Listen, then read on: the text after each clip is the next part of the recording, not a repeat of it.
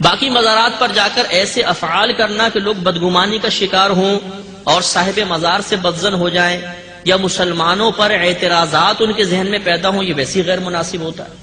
ادب یہ ہوتا ہے کہ آپ جائیے، پاؤں کی طرف سے داخل ہوں، چوکھٹ نہ چومیں۔ چومنا جائز ہے، میں اس کو حرام نہیں کہہ رہا ہوں، منع نہیں کر رہا ہوں، لیکن اگر آپ چوکھٹ چومیں گے، ہو سکتا ہے کوئی دور سے دیکھ رہا ہو تو یہ سمجھے کہ سجدہ کر رہا ہے، تو ایسا کوئی فعل عوام کے سامنے کرنا جس کی وجہ سے لوگ بدگمانی کا شکار ہوں، یہ مناسب نہیں ہوتا۔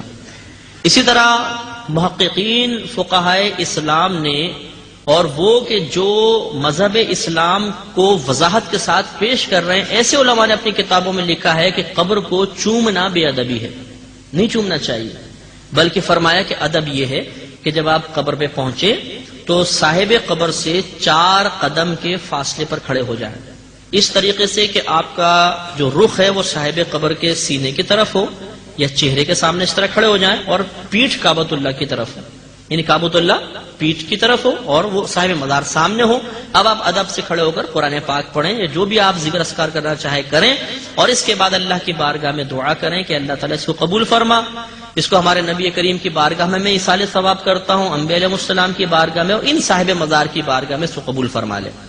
اب اگر آپ یہ چاہتے ہیں کہ میں ان صاحب مزار سے اکتساب فیض کروں تو دعا میں اس طرح اور اضافہ کر سکتے ہیں کہ اللہ تعالیٰ یہ تیرے مقبول بندے ہیں، ان کے وسیلے سے مجھے فلاں چیز عطا فرما دے، تو یہ وسیلے سے دعا مانگے، اس میں شرعاً کوئی حرج نہیں ہوتا ہے۔ تو انشاءاللہ عز و جل یہ حاضری آپ کی باادب حاضری ہوگی، کسی کو اعتراض کا موقع نہیں ملے گا۔ یاد رکھیے کہ عقیدت کا اظہار وہی شریعت کو محبوب ہے جو دائرہ شریعت میں ہو، اگر ہم اس سے باہر نکلیں گے تو پھر یہ عقیدت نہیں ہے، یہ جہالت میں چلی جاتی ہے اور بسا اوقات انسان کو کفر میں بھی مبتلا کر دیتی ہے۔ جو مزارات پہ ہو رہا ہے ہم ڈٹ کے اس کا انکار کرتے ہیں، اللہ کے علاوہ کسی کے سامنے سجدہ جائز نہیں ہے، بلکہ ہمارے امام احمد رضا خان فاضل بریلوی نے لکھا ہے، آپ فرماتے ہیں کہ سجدہ قبور بالاتفاق حرام ہے اور طواف قبور بالاتفاق حرام ہے، زیارت قبور بالاتفاق جائز ہے، بوسہ قبور مختلف فی ہے، احوط یہ ہے کہ نہ دیا جائے، یعنی بوسے سے بھی اگر گریز کر لیا جائے تو کسی کو کوئی اور شائبہ نہ ہو تو یہ بھی بہتر ہے، لیکن خیر بوسے کے بارے علماء قائل ہیں، اس پر دلائل بھی موجود ہیں، لیکن قبروں کے سامنے یوں ہی کھڑے ہو جانا اور کھڑے ہو کر کے یوں سر جھکانا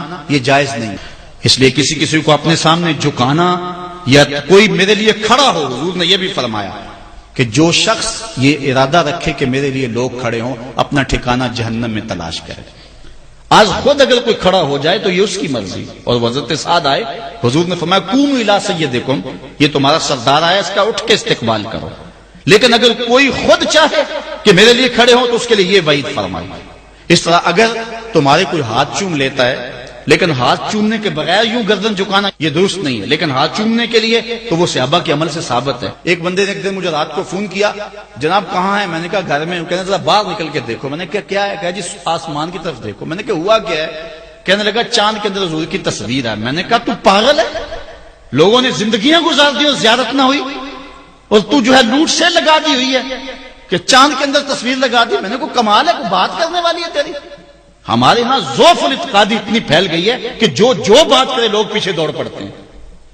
کئی ایسے واقعات ہوئے ہیں، کوئی کہتا ہے میرے گھر میں حضور کے قدم لگے ہیں، کوئی کچھ بول رہا ہے، کوئی کچھ بول رہا ہے۔ یہ لوگ اللہ سے ڈرتے نہیں ہیں، خوف نہیں کرتے، جھوٹی خوابیں، جھوٹی کرامتیں اگر سچی ہیں تو میں ان کا انکار نہیں کرتا، لیکن اس وقت معاشرے کے اندر جو کچھ ہو رہا ہے میں اس کی نشاندہی کر رہا ہوں۔ اپنے بھی خفا مجھ سے ہیں، بیگانے بھی ناخوش، میں زہر حلال کو کبھی کہہ نہ سکا کند، بات وہی کہتا ہوں سمجھتا ہوں جسے حق، نئے ابلۂ مسجد ہوں نئے تہذیب کا فرزند۔ میں کہتا ہوں اگر جھوٹوں کے پیچھے چلو گے رسول اللہ ناراض ہو جائیں گے تم سے۔ یہ جرأت کیوں کرتے ہو؟ یہ ہمت کیوں کرتے ہو؟ کیوں جھوٹے دعوے کرتے ہو؟ سچ بولو، تمہارے پیچھے کوئی لگے یا نہ لگے اس کی پرواہ نہیں ہے۔ یا ایھا الذین آمنوا اتقوا اللہ وقولوا قولا سدیدا، اللہ فرماتا ہے ایمان والو سیدھی سیدھی بات کرو، پھر کیا ہوگا؟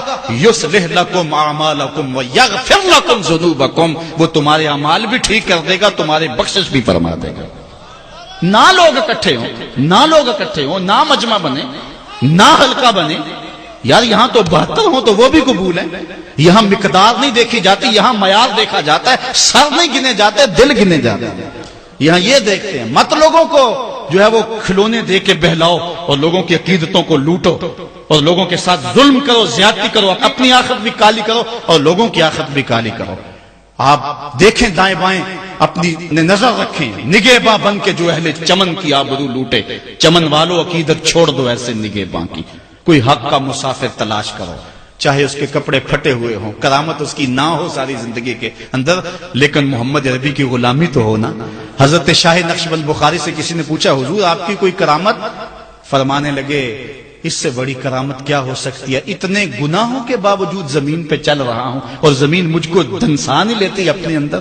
ہمارے بزرگوں کی تو کہانیاں یہ تھیں اور آج تھوک کے حساب سے کرامتیں دی جا رہی ہیں۔ آج کے پیروں کی اتنی کرامتیں، غوث پاک کی بھی اتنی کرامتیں بیان نہیں ہوتی جن کی ان کی کرامتیں بیان